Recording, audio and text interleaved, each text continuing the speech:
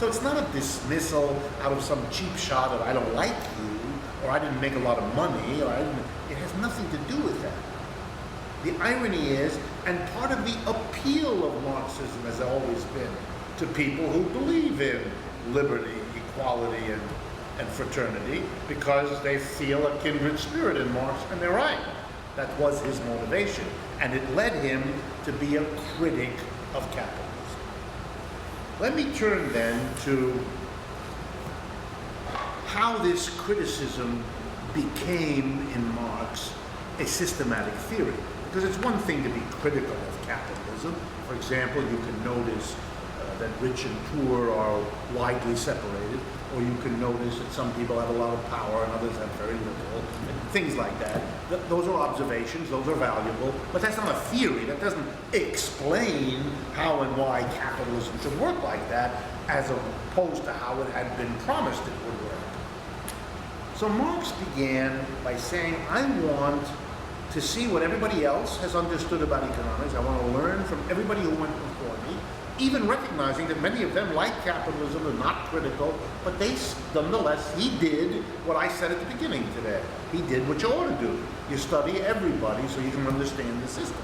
So if you read, for example, the theories of surplus value, you'll see Marx devoting hundreds of pages to analyzing the works of Adam Smith or David Ricardo, or countless people whose politics could not have been further from his own. And I ask you to compare that to modern-day non-Marxist and anti-Marxist professors of the sort who dominate the American university. They haven't a clue. It is embarrassing for me when I appear on panels with them and go to conferences with them, which I do fairly often, that I really can't have a conversation one way or the other because they are simply unfamiliar with the Marxist literature. They never had anyone teach it to them in school. Their careers never rewarded learning this stuff. Indeed, it would have hampered their careers to be seen as interested in it, and so they simply do not know. A problem for them that is particularly acute now, that capitalism is having its second global breakdown in 75 years, when it would be really useful to know a little bit about criticisms of a system that is breaking down, rather than to be nothing but a cheerleader who therefore doesn't have much to say when your team is down 800-2. Okay. Here's how Marx went at it. He said that as I look at other theorists, and I look at how they examine capitalism, and how they come to see it and use their understanding to come up with explanations for what happens, to come up with proposals for what the government should do, and so on, that they have a very particular way of looking at the issue. And here, as Marx works this out, he draws heavily on his philosophical training, and in particular, his greatest teacher, the teacher who taught philosophy to the entire generation of his time, a famous German philosopher named Hegel, H-E-G-E-L. And he took from Hegel the idea that human thought is always, in a way, a struggle of people who see things differently. In other words, if you ask someone to explain the motion of the planets, or why plants grow, or why it rains under certain circumstances, if you look far and wide, you will quickly discover that there are multiple different theories around to explain that. And it's not surprising, because we're different, one person from the other, and we look at the world differently. We don't see the same things when we look at the world. I used to do a little experiment in my classroom where I would teach this to students, and I'll describe it to you now. I would ask students to please look around the room, the classroom where we were sitting, and write down on a piece of paper a paragraph with what they see. And then I would collect the pieces of paper, and I would begin reading to them. And very quickly, the class understood we don't see the same things. One student would begin writing about the clothing that different people in the room were wearing. That's what they saw. Another one didn't say a word about clothing, was fixated on the architecture of the room, how it was designed, the shape. Another one didn't talk about the room or the other students, talked about me as the teacher. That was what they saw. Another one talked about expressions on people's face, but not me or the architecture or the clothing. In other words, to answer the question, what do you see, depends less on what there is and more on who you are. What in your life made you respond to my instruction? Tell me what you see by looking there. Moreover, if your mind is focused on clothing, you're going to not see architecture. It's not because it isn't there. And it's not even that you're not interested in architecture. It's just that you look in a certain way. The same thing happens when you try to ask people to explain what they think about less tangible things. I'll give you an example that may remind you of moments in your own life. The concept love. You're there with your significant other in a very dimly lit little restaurant having a wonderful conversation. And either you say to him or her, or she says to you, whatever, I love you. At which point a very difficult moment begins to develop. Because over the next few weeks and months, or if you're not careful, over the rest of your life, you're going to discover with that person that you don't mean the same thing with these two words, with this one word. Excuse me, you're two people. You each bring your unique ways of thinking, imagining, hoping, dreaming, analyzing to this concept. What he meant when he said it, and what you understood when you heard it, those are not the same thing. They can't be.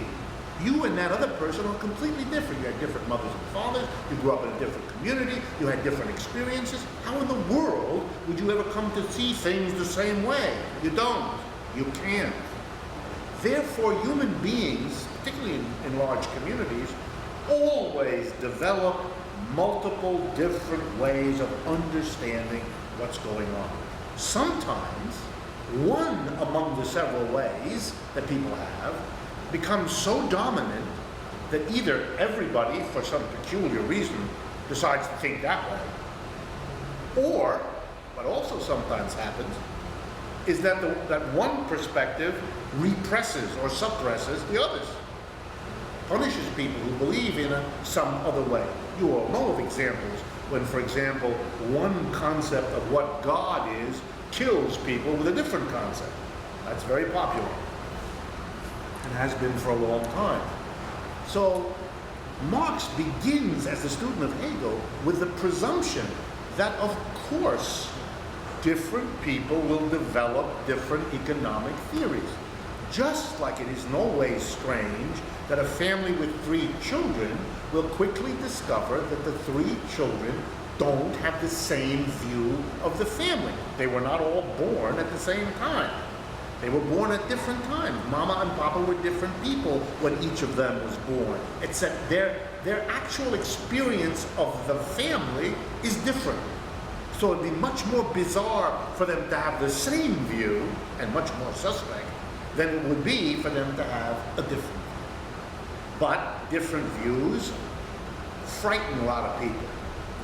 Because if you live in a world of the sort many of you may live in, you believe without ever having questioned it, that if there are multiple ways of thinking about something, one of them is the right way and the other ones are the wrong way. That is a very deeply ingrained assumption in our culture. And it's one that Hegel didn't agree with, that Marx didn't agree with, and then I think if you worry about it a bit, you will probably not long agree with it either. Let me drive the point home as follows. First, suppose I asked you the question, what's the right way to eat a meal? Is it with a knife and fork, or is it with chopsticks? You would resent, I would guess, the question. You would say to me, what do you mean the right way? These are just different ways. They come out of different cultures, they have different qualities. It's a somewhat different experience to eat with a knife and fork as compared with chop. But the question, right or wrong, is the wrong question. It's like asking me which is heavier, Monday or Friday. You wouldn't spend a lot of time struggling with the answer because you think the question is nonsensical, right? And for a Hegelian or a Marxian, the question, what's the right theory, is similarly senseless. Theories are different. A Buddhist compared to a Catholic, we're not going to have a conversation which has got the right take on religion. They have different takes on religion. Okay, I would only ask you to apply the exact same logic if I say to you, look, there's a Marxist critical way of understanding capitalism, and there's a mainstream celebratory way. These are different theories, they develop in different ways, but if I ask you which one is right or wrong, my hope is that you would at least understand why a Marxist finds that question senseless. They're different. They come out of different needs, different feelings, different experiences. I already gave you some of the dimensions of Marx's life that ended up making him interested in critical approach to capitalism as a system. With his critical approach, one of the things Marx focused on early in his life, and that came to shape his economics, was one particular aspect of capitalism that he found odious, that he found fundamentally incompatible with liberty, equality, and fraternity. Here's that dimension. It has to do with labor and work. In Marx's view, modern capitalist societies were structurally, constitutionally unable to provide equality, fraternity, and liberty because of the way they organized work. On the crudest and simplest level, one group of people worked very, very hard, and another group of people didn't work at all. On the other hand, another way of saying it, some people produced an awful lot more than they got, which enabled a whole lot of other people who didn't produce anything at all to live off that extra that those who worked produced. He noticed this because he noticed this as a jarring contradiction to liberty, equality, and fraternity. How are you going to have equality if some people spend all of their waking hours working and other people don't even have to think about it? How are you going to get liberty if some people, in order to survive, have to work like that? How much liberty do they have, and what does their liberty mean if they're too exhausted from so many hours of work and low pay for that work that they have neither the time nor the interest nor the energy to go out and inform themselves about civic affairs or participate in cultural activities, etc. So Marx, at an early age, became really interested in labor. And so his studies were shaped by an interest in the inequality, let's call it, of the whole way labor is organized.